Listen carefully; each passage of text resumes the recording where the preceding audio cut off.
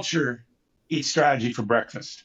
Well, what's fueling culture? What's supporting us to create these environments that are empowering and that encourages the best to come out in others in service to your priorities? It's trust, collaboration, and alignment. And in today's environment of disruption, rapid change, and rising complexity, these qualities seem harder and harder to come by. Welcome to Unfaced Under Fire, the show that challenges the conventional thinking about leadership, its development, and it helps executives harness disruption to expand impact, ignite innovation, and build workplaces we believe in. I'm your primary host and moderator, David Craig Hudson. In today's episode, we're diving into topics that seem to be deteriorating during these times, but impossible to succeed without strong trust and collaboration. So let me ask you, what's at the core of creating trust and collaboration? It's not just integrity. It's not just consistency. It's the quality of our connections and the conversations we have with others. Because when our conversations are transactional, rushed, or reactive, trust withers. But when they're intentional, present, and connecting, both trust and collaboration become inevitable. Again, we're going to explore this through the lens of the authentic, courageous leadership system applied, which empowers executives to embody the competencies required to thrive in today's disruptive world.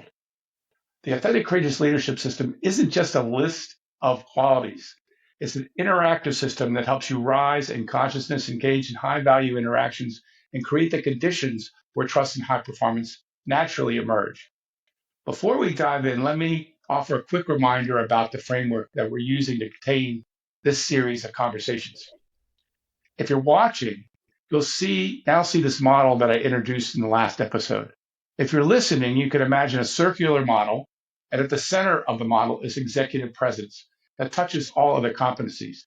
And surrounding this circle of executive presence are the competencies of sharpening focus, engaging collaboratively, building tight alignment, ensuring high quality execution, and continuously innovating. Now, this model provides a grounded structure and an intention for executives to thrive in today's disruptive world, and it works in tandem with the transformational power of the resilient leader method, which we've talked about, that helps leaders ignite greater potential that exists within them. So today we'll move on from executive focus, which we emphasized last week, and focus on enhancing collaboration, ensuring alignment. Now, it's important to note that these stages are iterative, meaning that each stage sets the stage for the next. So while today we'll be emphasizing collaboration and alignment, your impact in these areas will suffer if you're not fully present and in control of your attention and your focus is not sharp. Again, joining me today are my co-host, Ryan McShane, Principal of HR Evolution, and Anatoly Yakurev, my partner in the co-creation of the Resilient Leader Method. So let's kind of dive in.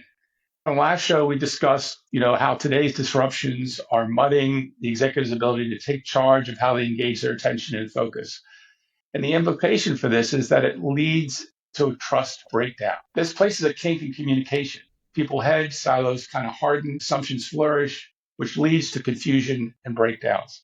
Thus, the very collaboration that fuels innovation becomes really impossible. So given that, start with a question, getting back to these disruptive times we're in, how are these creating this breakdown in trust? And how does this breakdown impact an organization's ability and the executive's ability to forward what they care most about, which is their vision and their priorities?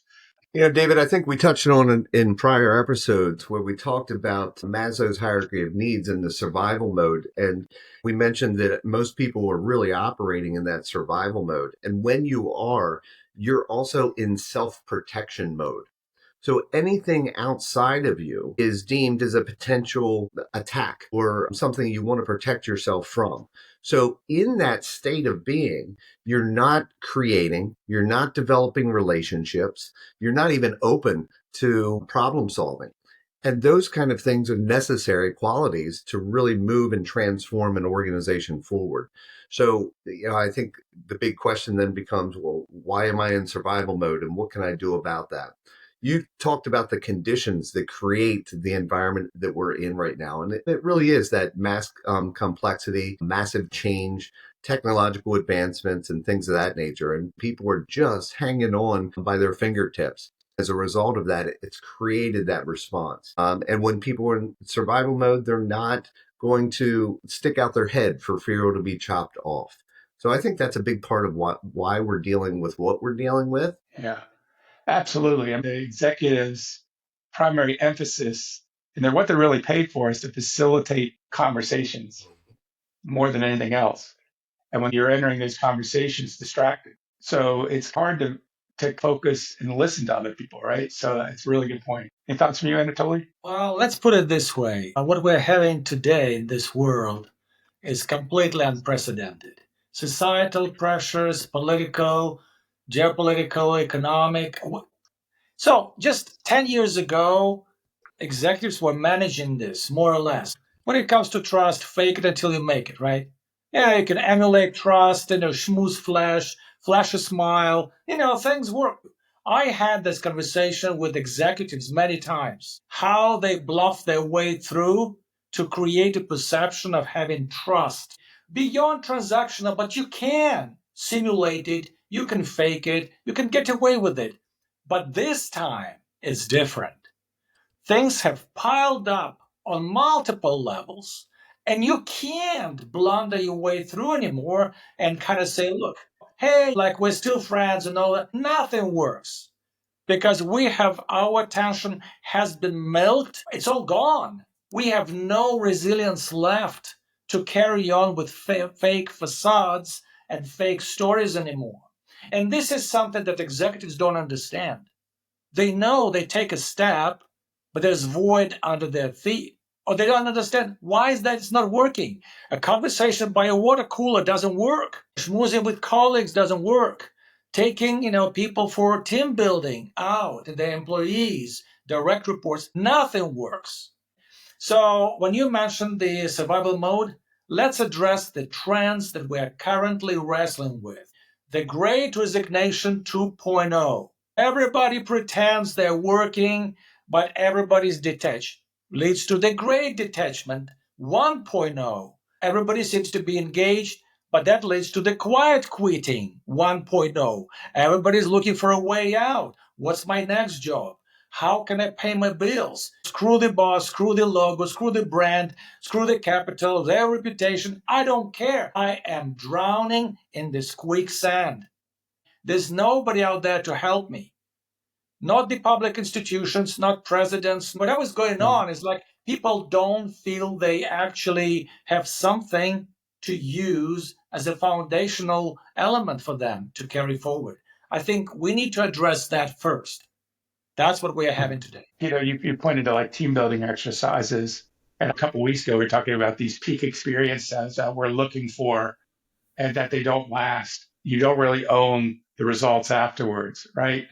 And I think almost those team building exercises can be seen as a way to intervene, to make people feel better for a short period of time, to feel connected.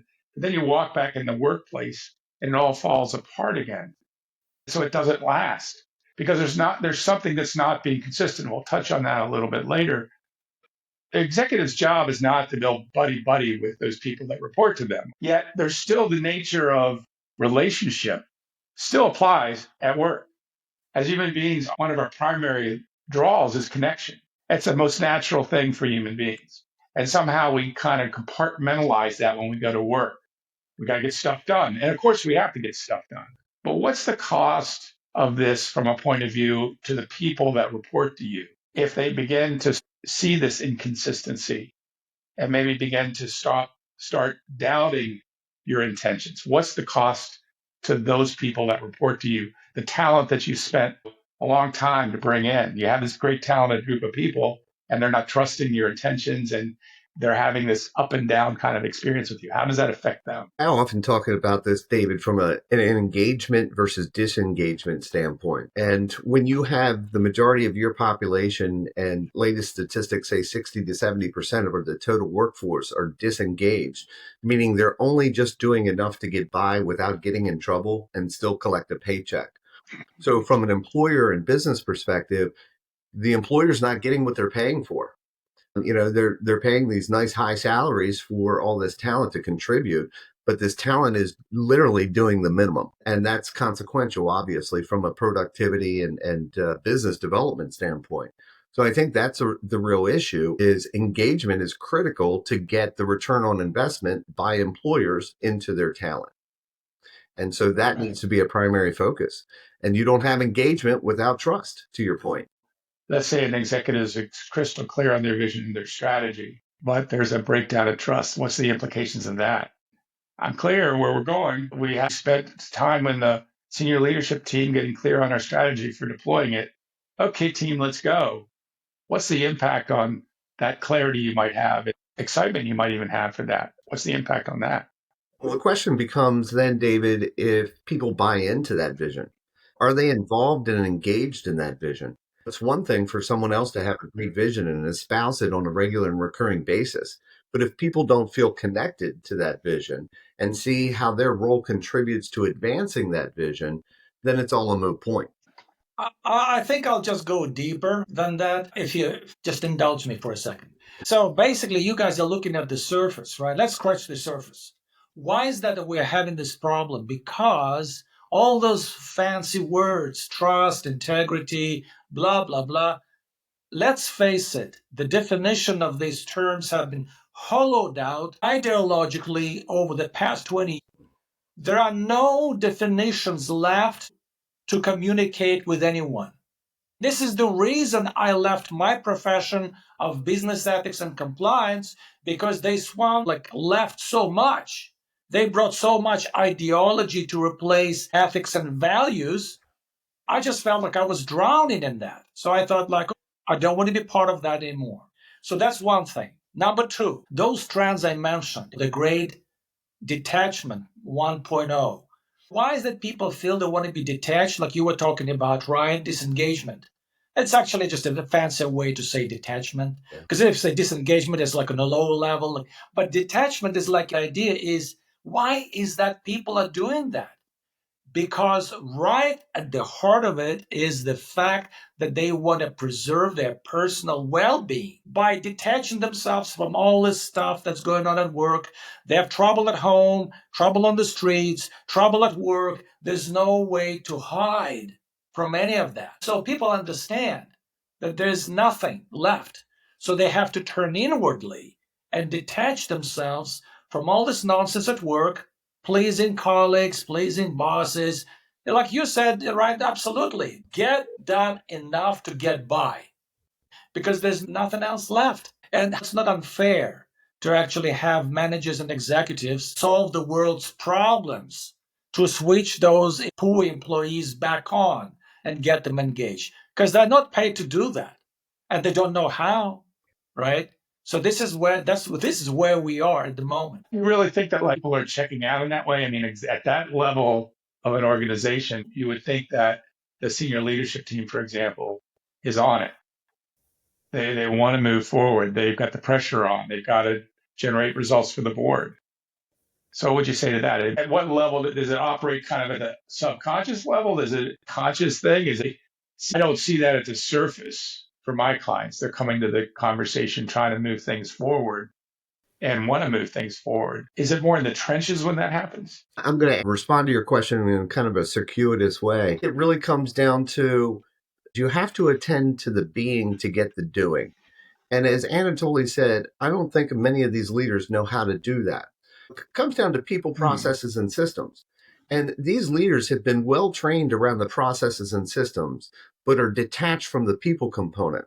Yeah, they might be gregarious and they might be charismatic, but do they really know how to develop trust and influence others? And then do we have a cascade of leaders underneath of that executive who know how to carry forward that positive influence for increasing that engagement and alignment in individual roles to the organizational vision and mission? And that's the real gap that we're dealing with. Now that we kind of set the stage for what is happening and the disruption, that we talk a little bit more about the core principles of engaging others well, because we kind of need a map in that what's going to help you move forward your priorities. Here's a reality many executives miss. Your job isn't to have all the answers, right? And I think a lot of times you feel pressured because a lot of times you come as a finance VP or a CFO or COO, you're coming from a field of expertise where you were the expert. And it takes a while to kind of let that go and step into leadership. There's a transition period for those that do that. Right? And I say this to my clients all the time, the focus of your job is to facilitate high value conversations or interactions that lead to shared understanding and alignment about what needs to be done, and to then develop commitments that are solid. That everybody knows, what are the conditions we satisfy this commitment on? What assumptions are we considering that might get in this way that we haven't thinking about in this commitment? When do we have to get this done by, et cetera? And that's the executive's job, is to have the conversations that deepen understanding, strengthen alignment, create commitments so that execution can be delivered at a high level. But here's the trap: when we walk into these moments in autopilot, as we just mentioned, we're reactive, agenda driven, sometimes emotionally hijacked, and wonder why outcomes fall apart. That's what we want to talk about. What are the fundamental principles for building trust especially in these times? What do we have to do, and how do we have to be as an executive to facilitate high value interactions with people? Because trust and mutual respect are the foundations for everything. And then we have to engage in interactions with people that are creating that clarity of alignment. So, what are some principles we have to keep in mind around that? It's interesting. I've been in the human resources profession, David, for over 20 plus years. And I absolutely detest the term human resources. Because when you really think about what is a resource, it's typically something that's consumed and used up until it has no value, and then it's discarded. And, if that's a part of the vernacular, that seeps into our consciousness in terms of how we interact and relate to one another. So it's no wonder that we operate very transactionally instead of relationally. I would love to see the profession shift the terminology to human asset, because what is an asset? It's something that you want to continue to grow and build in value over a period of time. So if we started seeing each other as assets, I think that would really change how we interact, and we would be much more relational.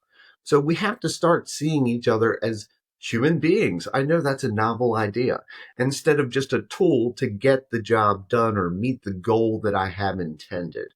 I think that's a big part of it. And it kind of is very fundamental to how we interact and relate to one another. So we've got to get those kind of things right in order to really elevate the alignment that you're talking about. If we were to look at our personal relationships, we certainly see our loved ones and our friends as assets in our life.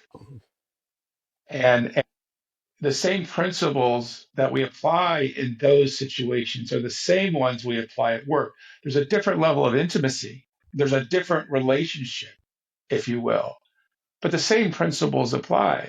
If you meet a friend for a drink or a cup of coffee before you go to a movie and you haven't seen them for a while, you can take some time to see how they've been doing. What have you been up to? I'm curious. I'm actually interested in having that conversation with you. At the end of the day, we're going to try to co-create an experience for ourselves that we both would enjoy. And I might have to give in a little bit to do that. I might have wanted to see the latest action movie and you want to see a romantic comedy. Well, we've got to figure out a way to bridge that gap, right? The same principles apply, obviously, in a bit different level of intimacy when we engage others at work. Human connection and relationship, the qualities of it doesn't change, right? No. Yeah. This whole issue of trust, of what is it? And sometimes it's a nebulous term. And when we're engaging with each other, what are we actually doing? We're actually trying to create, to me, an assessment in the other individual around four assessments, right? Can I trust what's coming out of your mouth? Is what you really mean. Are you authentic, right? I'm assessing if you're authentic. And that goes back to sometimes we don't trust leaders' intentions because we haven't had conversations about them. There's a sense of care to be in this relationship. This relationship is important. At work, I want to support you in your development. If you're a direct report, I want to make sure you're setting yourself up for your career and you're here to do a job and help me bring the expertise you have to deliver on our commitments and priorities. But there's a sense of I see value in this relationship. The third area is really competence, which is an obvious one. Are you competent to do what you say you're going to do or do what I ask you to do? And that can also bridge out, are you a competent leader? Are you competent in engaging the team? So it's not just technical competencies, it's competencies, and are you able to have a relationship with me and be confident in that? And then finally, the one that a lot of people end up landing on, which we didn't mention, which is reliability. When you say you're going to do something, is there follow through? So given that, what else would you say about how we get people to shift those assessments with us so they see us as authentic? They see us caring for the relationship. We talk about competence because that's a lot of times an issue also in organizations. We might not even assess that. We just saw something off. I don't trust in that person. We don't ever reflect back on what that is for us. We just assume we are right about that assessment. And then we engage that person as if that's true. And the research shows when you do that, it's called the Pygmalion effect, that same thing mirrors back to you. Rather than having a conversation about performance and concerns about performance in a direct way, in a caring way. I've seen it so many times. I got fired today, but I got an exceed last year and the year before. I meet expectation, and all of a sudden they're done with me. I'm sure you've seen it a lot, Ryan, yourself. Indeed. So what do we practically do as an executive to strengthen those assessments that make up trust? Do that in a practical way. First and foremost, I think we need to start seeing each other as human beings. It's as fundamental as that you're a person, that you have a whole aspect of yourself. And we kind of divide ourselves oftentimes when we go into the workforce. This is professional Ryan. And then we only show the other faces of Ryan, or the holistic aspect of Ryan, to our family and friends, like you talked about. I use a chart in training on developing trust. It's a training that I call the trust factor. And they talk about there's primarily two ways of being. And one is creating mistrust and alienation. Alienation is a result of that mistrust because we don't want to be around people that we don't trust, obviously. So there's that physical separation, if not psychological separation, in terms of how we interact with them. And then there's actual trust. And what trust ultimately creates is unity around communities of people. And so when we engage in mistrust and alienation, we view others as objects, as we had mentioned before. And often they're indicated by adversarial relationships. Oh, you have this agenda over here. Well, I have this agenda over here. And so there's conflict between the two. And then with that, there's often suspicion. So when we're suspicious of others, we're not fully forthcoming. We don't share our ideas because that person's going to steal my idea and take all the credit themselves. And then there's force and manipulation. Well, I'm going to make them do it, instead of really looking at how can we influence them to want to do those things. That's the power of leadership. And then we've got the self-centered agendas. It's all about me. It's all about my self-aggrandizement, instead of seeing how we can get everybody to come along together to fulfill that mission. It's a we kind of environment instead of an I kind of environment. And ultimately, mistrust and alienation creates these win-lose outcomes. People operate from ego. And from that ego standpoint, they have to win by all accounts. Now, when you have trust and unity, as I mentioned, we view each other as human beings from a holistic perspective. And we have supportive relationships. Those define what you had just talked about, David, from a friends and family standpoint. We're very interested in what's going on in your life. Mm-hmm.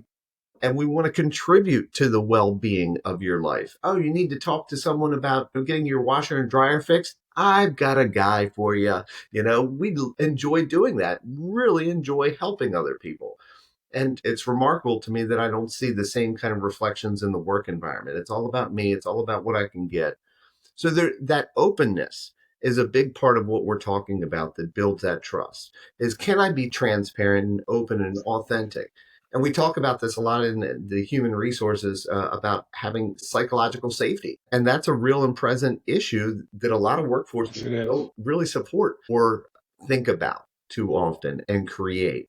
So then there's a freedom and respect component that has to be a part of this trust factor as well. Freedom to think the things I need to think, to articulate the things that are appropriate, and trust that if I articulate these things, they won't be used against me in the future. And I think that's right. That self-protection comes in. And so it needs to be an us centered agenda, not an I centered agenda. And ultimately, what that does is it creates that stakeholder orientation that you and I talk about a lot, David. It's a win win type of environment where everybody contributes, everybody's involved, and we all grow and develop as a result of that. Rising tide raises all ships. Yeah, it's so true. And you had made this point that the way that you show up in interactions with people is everything. Being human centric, our experience as an executive with these pressures on us to perform. And going back to a comment you made a couple of shows ago, Anatoly, it's all on me to figure this out.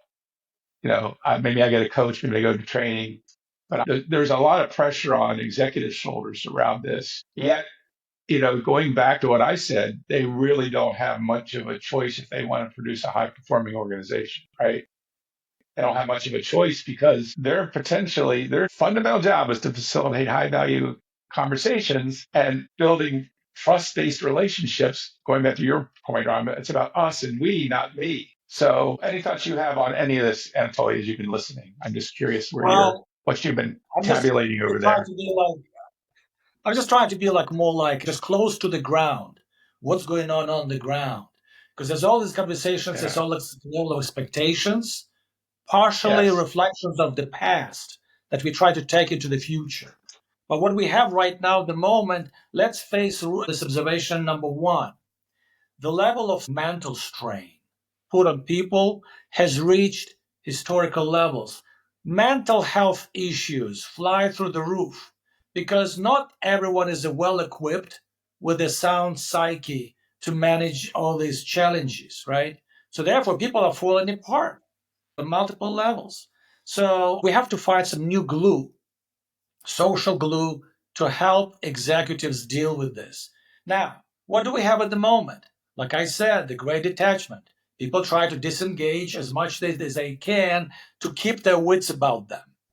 Let's respect that. Okay, they want to stay like that, let them be. Now, that creates a new buffer zone between people who are, detached, not disenchanted yet, but detached.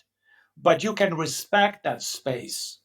But then, unfortunately, executives have to balance out and compensate for that. They have to show up and instill trust in new, novel ways. They can't talk about it because words, again, have been tainted ideologically. They can't demonstrate it by their facial cues, their body language, and all that, because it's not a charade. We're not in circus, right? So they have to do it somehow. And the only thing that's left, something that can get translated to some subliminal cues and all that, is the level of their personal authenticity. That's good enough to instill trust without you trying to make it work and you try too hard and people don't buy it. But if you show up and somehow people feel that you have been authentic, that creates the first taste of trust. So there's space enough created. Nobody's like trying too hard. Hey, we're all friends here. Blah, blah. No, no, no, it doesn't work. But you create, this respect and that space and authenticity, which is the first teaser to get us to trust. It reminds me, you Oh, really can't fake energy. You can't fake that. You sense it in other people when you interact with them. And I think that's a really important takeaway that I have from what you had said, Anatoly. And I think that, we might have these wants, we might have these intentions that, yeah, I care about my people. I go in and talk to them and things of that nature. So, I'm doing those things, but really they're still residing in a space where they are operating from that fear that you're talking about, Anatoly. And so while they think that they're doing one thing, they're still operating from fear as their driver. And so they come out transactional instead of relational, that is required of that moment. there's a great statistic. I think it's 92% of communication is nonverbal. Yeah. 7% is words. And if you're faking it, it goes back to human beings have a radar for inauthenticity. They may not pick it up consciously. They may have a conversation. They might have felt, believe the the conversation with this kind of sinking feeling like something was off. And there's automatic assessments in the autopilot that are being made based on their past history and relationships. And going back, to a comment you made a couple of shows ago, Ryan, who's the first model for leadership? It's our family, our parents. Yeah. Well, who's the first model for how we have conversations and figure out how we're going to align because my parents want me to do something, I don't want to do it. How do we deal with that? That's real. That's the quality of that conversation happens in organizations all the time. I want you to do this. I don't want to do it. And so we escalate into that pilot. So the real question is, for our listeners, when I enter a conversation, what am I bringing with me? Do I bring presence, curiosity, genuine intention to align? Am I shifting my focus onto them, or am I seeing through them to the goal and they're a resource to get that goal accomplished? Or are they an asset to align with me to get that done? So whether or not executives are bothered by that, because I got to get stuff done, Right. too bad. You're at the center of this and you got to figure that out. Because if you're not curious, if you're not present, if they sense judgment, speed, and the pressure to get something done through you, even if you model all the things you learned in that influence without authority workshop that you went to, the real message gets through and communicates. So that's how I thought, this is a good area for you to talk about. How does that message get through to somebody when you're doing all the right things, but you're not really behind them? But quite a few people realize that, well, apparently all my old tricks don't apply anymore. All my reputation, connections, relational capital that I've built over decades has gone out through the roof. I can't really relate to people in the old manner. I have to invent something. But then quite a few of them realize maybe it starts with me. I have to do some upgrading inside of me to come across as a different person. Because all this, the way they used to perceive me before, no longer buys me the power, respect that I used to have and used to bask in that glory. I don't get it anymore. So people who look up to me for something new to make it work, or the pressure from beneath for teams to excel and perform, that's all on me, right? So can you imagine, I have no answers. I'm still expected to do that, right? But at the same time, I have no answers. So where do I look? Microdose my way out of this? I don't know. What do I do, right? So that's why people start thinking, well, maybe I need to upgrade myself in a way so I can finally regain traction I used to have with people. Maybe my stupid jokes, don't buy me that flair and respect anymore, right? Because they now come across as flat, right? Maybe I need to. I'll tell you why. This is one thing I forgot to mention. When I was talking about authenticity, the only social glue left that still is a good currency is a sense of humor. Now, why Yeah, is that's that? good. No. I can tell you why it's good. I can tell you why it's good. Because I mentioned that, mental health issues, is a huge problem, is a prevalent issue. But the only way to check if you still have some sanity about you is your ability to joke, right? If you can still get a joke, okay, you can make a joke.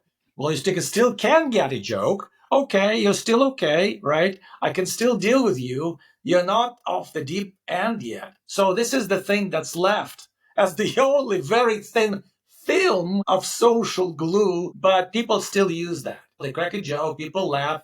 Maybe it's not going to come across as a nice, good natured laugh anymore. Maybe a bit strained, but still, right? So this is the only thing that's left. So for people who are running teams, they begin to realize I need to keep my wits about myself.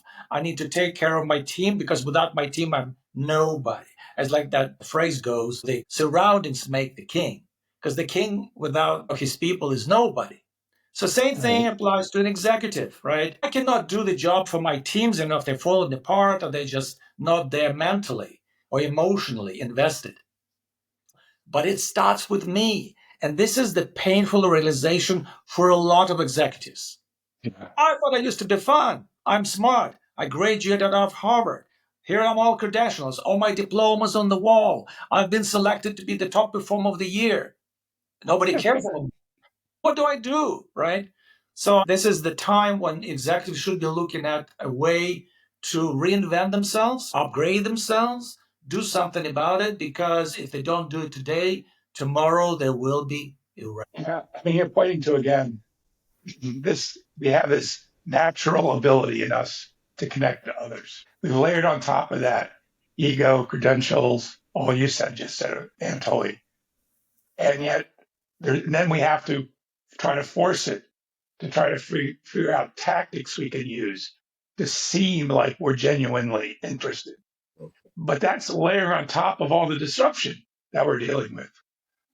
So we're becoming less and less relevant in the ability to do that.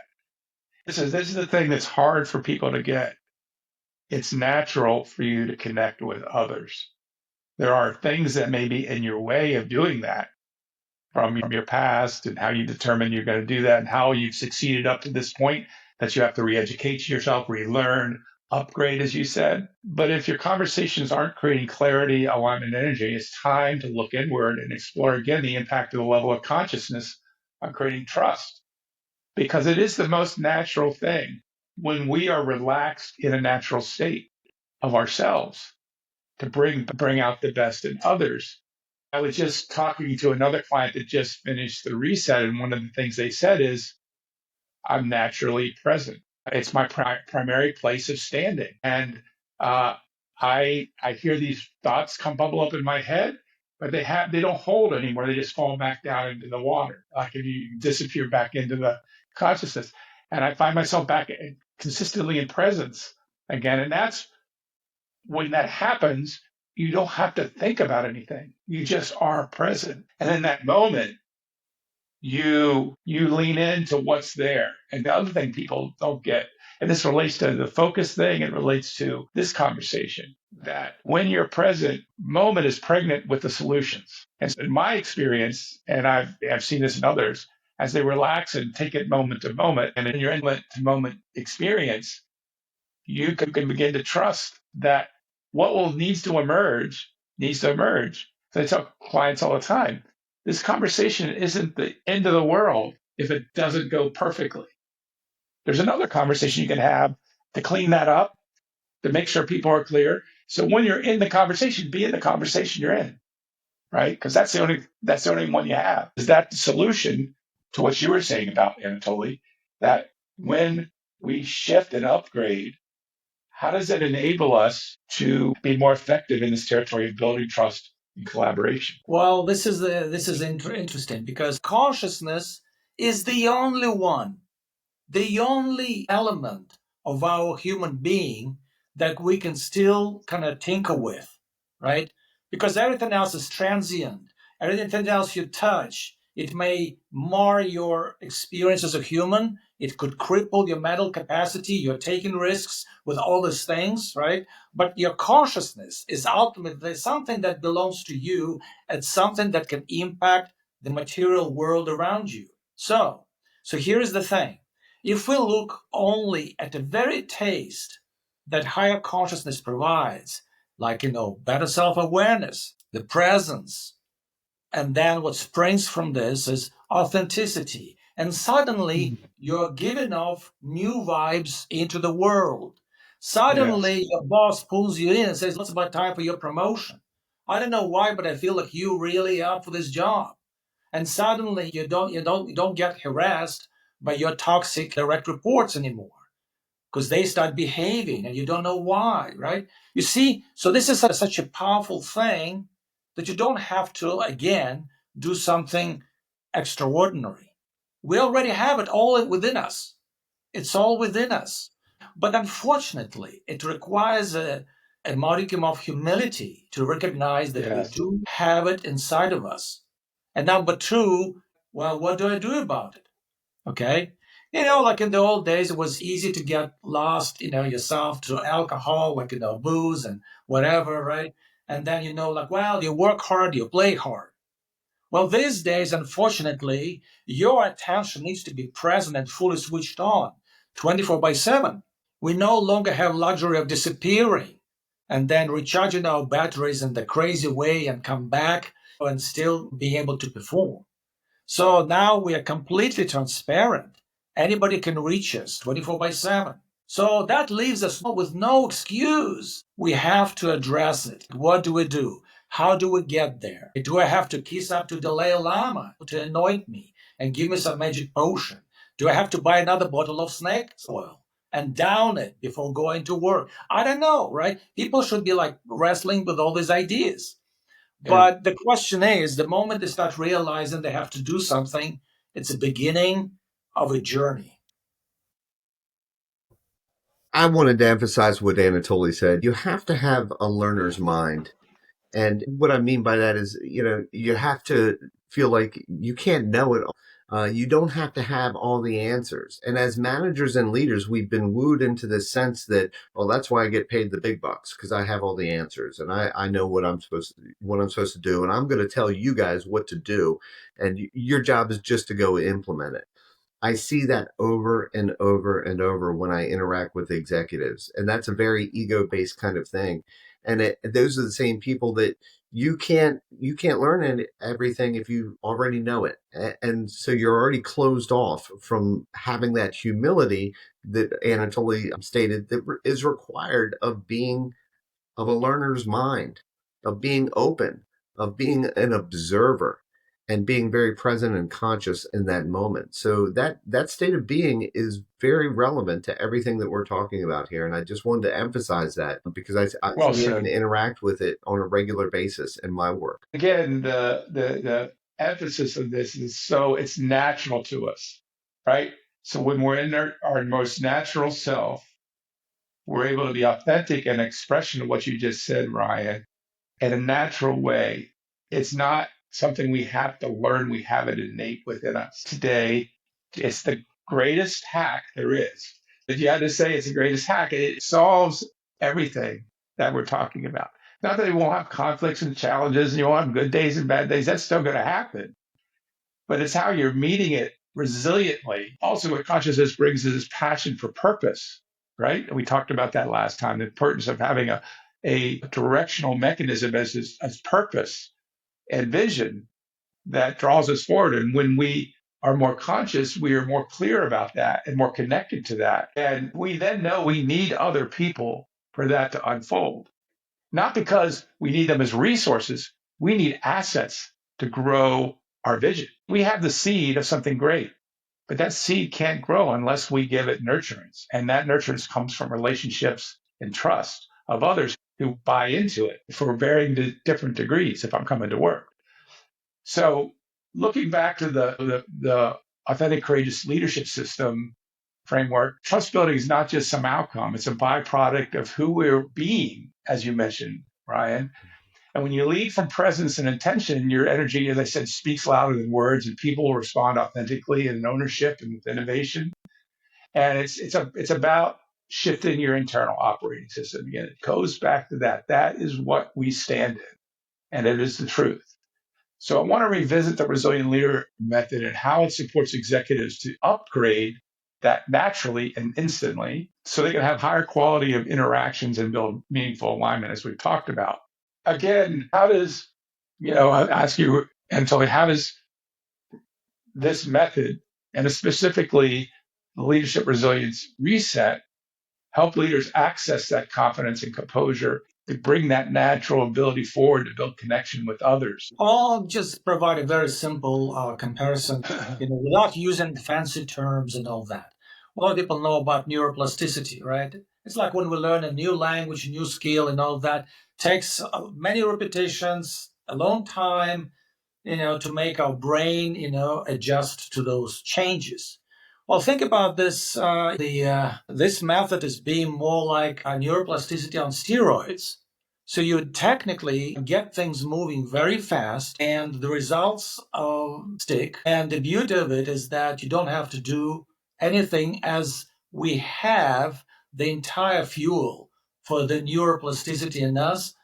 It's all in us. So we don't have to consciously whip it up and trying to make sure, like, is it really happening? Is it really working? So that's the beauty of it. So we all have the potential for neuroplasticity, except for those rare situations when, for whatever reason, our brain has been impacted physically or chemically, whatever, that created, a lot of challenges for the system to function. And most times, the limbic system. Sometimes people fry it, when they indulge in things, and of course that makes it sometimes like very difficult. But technically, we all have it now. But usually, it's the question that executives ask. Well, it's all fluff stuff. Tell me more about this, like consciousness. Give me some comparisons. What it's all about. Say, look, if you meditate, just you can find lots of studies saying that your performance is going to improve and productivity is going to improve within the first half a year of just meditating for 15 minutes a day. Lots of research.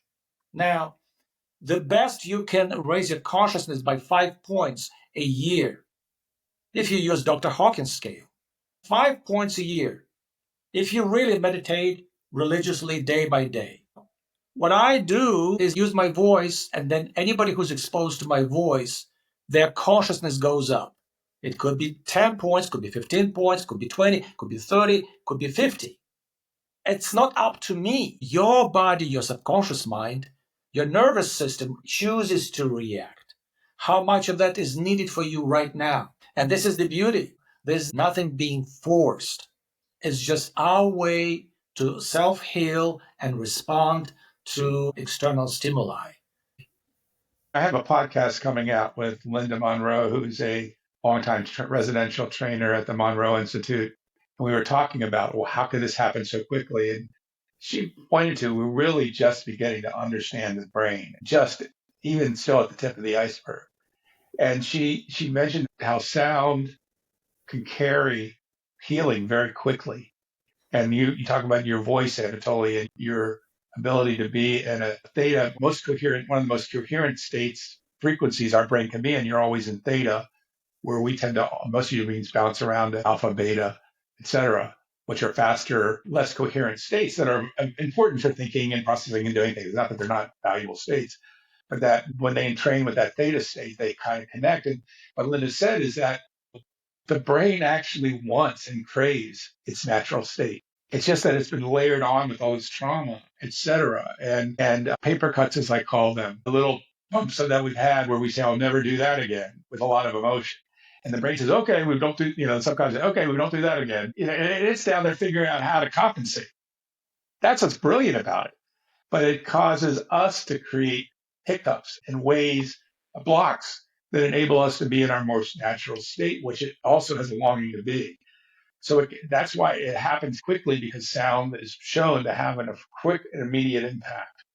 And that it's also calling something that's naturally wanting to emerge. Is that fair to say? Yeah. Yes. Any thoughts from you, Ryan? I love how you put that. And sound resonance and frequency is something that's fascinated me for a long time. And I think that we're just kind of starting to open our eyes to the impact of that and things that have been kind of removed that would have advanced those capabilities in us in the past, which I find fascinating as well. As you're talking and articulating things, I'm starting to think about the leader perspective of these companies and organizations and how they could kind of stand back and just imagine within themselves, what would it be like if we could get everyone to operate from authenticity and their strengths? And I pose that question with a visionary notion, but there's a very practical component to this. My wife is a gifted and talented teacher, and she has been recognized for her capabilities in teaching that particular student population. So what do? They assign her everything but gifted and talent teaching. And this is because it's predicated on a need for her capabilities to also reach other students. So we're going to remove you from your highest strengths and capabilities and put you over here. We have way too many people that are on the wrong seat on the wrong bus because we don't operate from It's so true. and strength. So true. So I asked leaders to really think about what would it look like if everybody in your organization operated from that authenticity and their greatest strengths. I mean, the capabilities would just be explosive. Yeah, we have so much more to offer, Yeah. as do our direct reports. And it's almost like you have to, that goes back to what I said. Yes, culture eats strategy for lunch, but what do you have to do to actually activate that? And that's through first you being in this upgraded operating system and then operating from there to help others. That's what bringing out the best in others is all about. It's not just so, okay, I want to make sure they feel when they come to work that their career is in good shape and that I care about their development. That's the old way. When you're in the place that our clients go after this, you don't just want that from a kumbaya standpoint. You recognize how important and powerful it is to have your people's best come to work, and that's something you want for them, and you get a great benefit, as you just said, from that, Ryan. Yeah. So I love sharing these stories about my clients and what they got from the Resilient Leader Method. And this one's a relationship oriented story, as we talked about today. And I had a client, Dan, who did the Resilient Leadership Method, and specifically the Leadership Resilience Reset, which is the first component of it. And then Dan was a real estate executive, and he was facing a particularly difficult leadership challenge because he was reporting to somebody he gradually recognized as a deeply narcissistic boss. Now, if anybody out there, and I've ran into a few myself, have ever worked or related to a narcissistic leader or individual, you know how challenging and maddening that is. These individuals often seek to maintain power and control at all costs. They can feel threatened by others who possess strong combination of competence and confidence. They don't like them because that's shining on their parade. And in response, they subtly and overtly undermine these individuals to maintain their power and control. And this is exactly the environment that Dan found himself in. His boss played favorites with the loyal but often less capable associate who did as he said without question. He loved him. Meanwhile, Dan, who was genuinely focused on delivering value and maintaining high quality, profitable properties for the company, that served the tenants, found himself increasingly frustrated. And before the leadership resilience reset, again, his boss antics drove him crazy. If we're ever, and again, if you've been in this situation, you know how it can drive you crazy. The constant power plays, the micromanagement, this interference, not only got in Dan's way, but it was undermining the actual company's ability to perform at its highest level, which is crazy. Narcissists talk a good game, but they're never good for your organization. So after the reset, everything changed. All of a sudden, Dan started showing up differently. He was grounded. He stuck to his guns.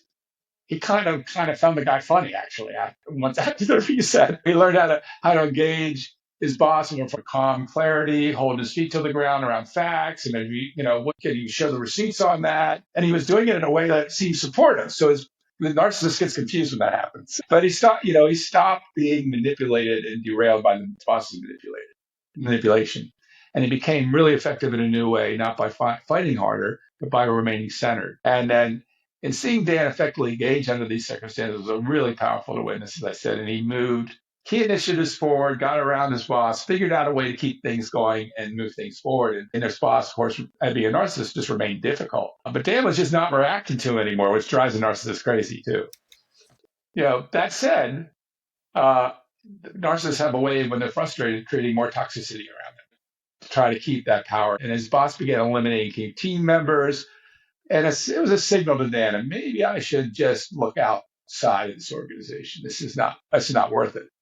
So almost serendipitously, a recruiter called Dan, and he interviewed for a new role and knocked it out of the park in the interviews. And he actually told me afterwards, I wouldn't have been as grounded and effective in those interviews before the reset.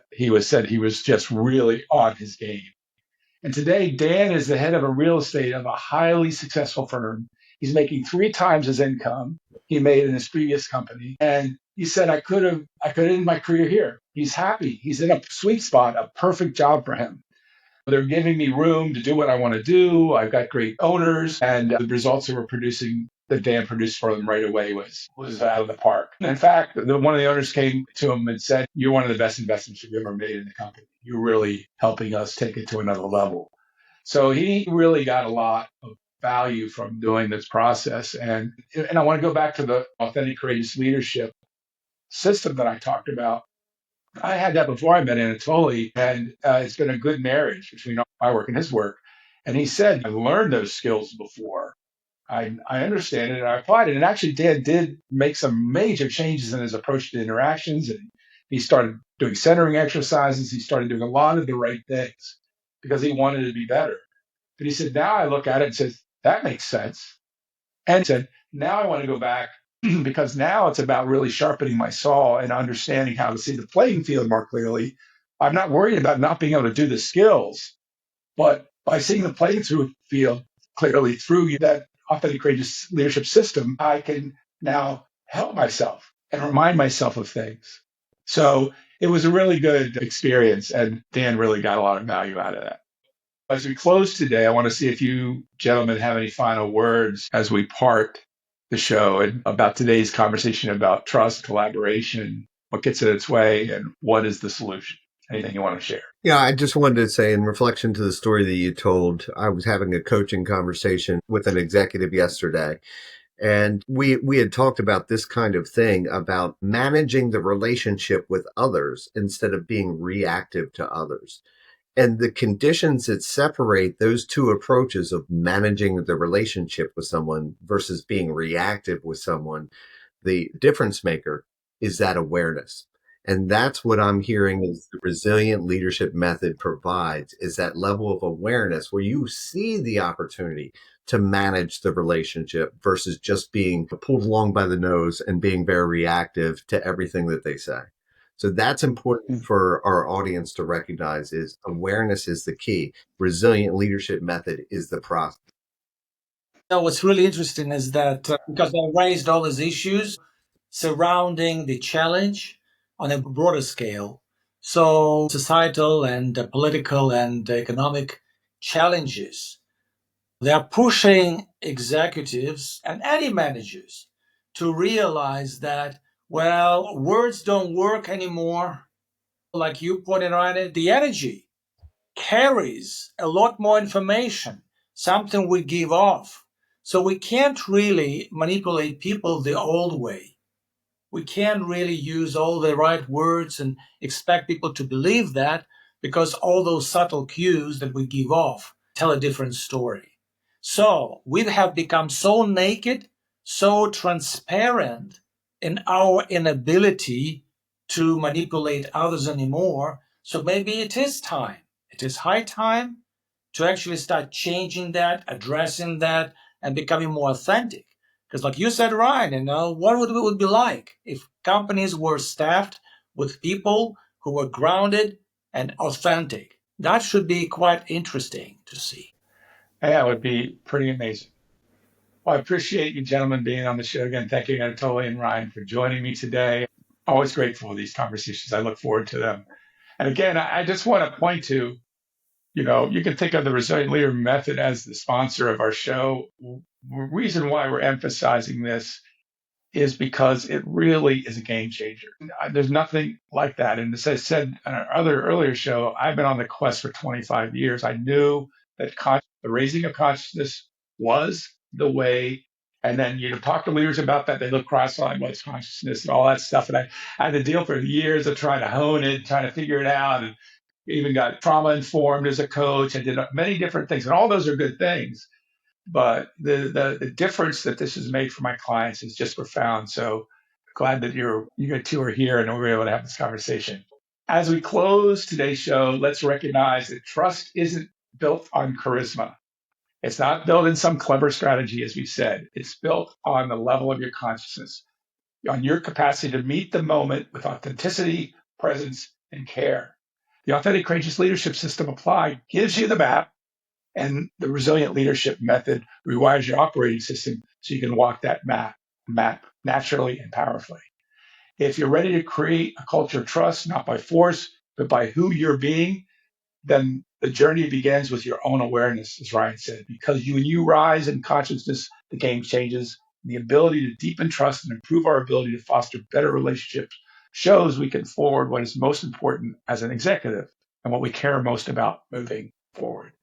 It becomes a natural result. If something in the conversation resonated with you today, if you're listening, you'd like to explore more about how the Resilient Leader Method can support your leadership and organizational culture, reach out and let's start a conversation. Thanks for listening to Unfazed on Fire. Until next time, lead with courage, create with intention, and stay unfazed under fire. This is Dave Craig Utz, Leadership Alchemist, signing off. Have a great rest of your day.